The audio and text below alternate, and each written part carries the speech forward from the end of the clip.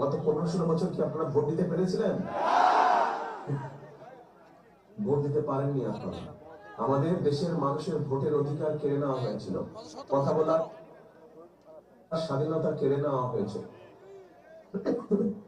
যারা এই কাজটি করেছিল তারা দেশ থেকে চলে গিয়েছে। কিন্তু প্রিয় ভাই বোনেরা, এখন অন্য একটি গোষ্ঠী তারা আবার কিছু কিছু ষড়যন্ত্র করছে যেন নির্বাচন বাধাগ্রস্ত হয়। এই ব্যাপারে আপনাদের সকলকে সচেতন থাকতে হবে। 12 তারিখে ইনশাআল্লাহ, 12 তারিখে এখানে যারা মুসলমান ভাই আছেন, আপনারা তাহাজ্জুদ পড়ে স্ব নির্বাচনী এলাকায় স্ব ভোট কেন্দ্রে গিয়ে ভোরে ফজরের জামাত ওখানে ভোট কেন্দ্রের সামনে আদায় করবেন।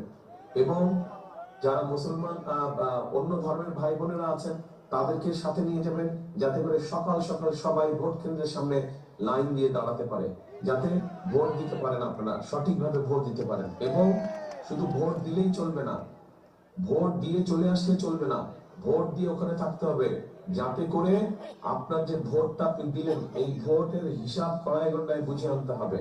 এই দেশটা আমাদেরকে সবাইকে মিলে মুসলমান ও সহ অন্য হিন্দু ধর্ম বলেন, বৌদ্ধ ধর্ম বলেন, খ্রিস্টান ধর্ম বলেন, সকল ধর্মের মানুষকে একসাথে থেকে আমাদেরকে এই দেশটা গড়তে হবে।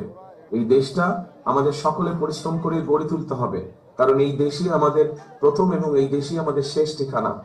সেই জন্যই আমি একটা কথা বলি, করব কাজ কি ইয়াং ছেলেরা বলো, করব কাজ গড়ব দেশ।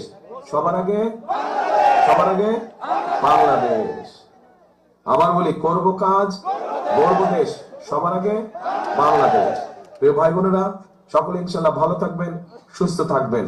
ইনশাআল্লাহ দ্রুতই আপনাদের সাথে দেখা হবে। আল্লাহ হাফেজ। বাংলাদেশ জিন্দাবাদ, বাংলাদেশ জাতীয়তাবাদী দল জিন্দাবাদ। আসসালামু আলাইকুম।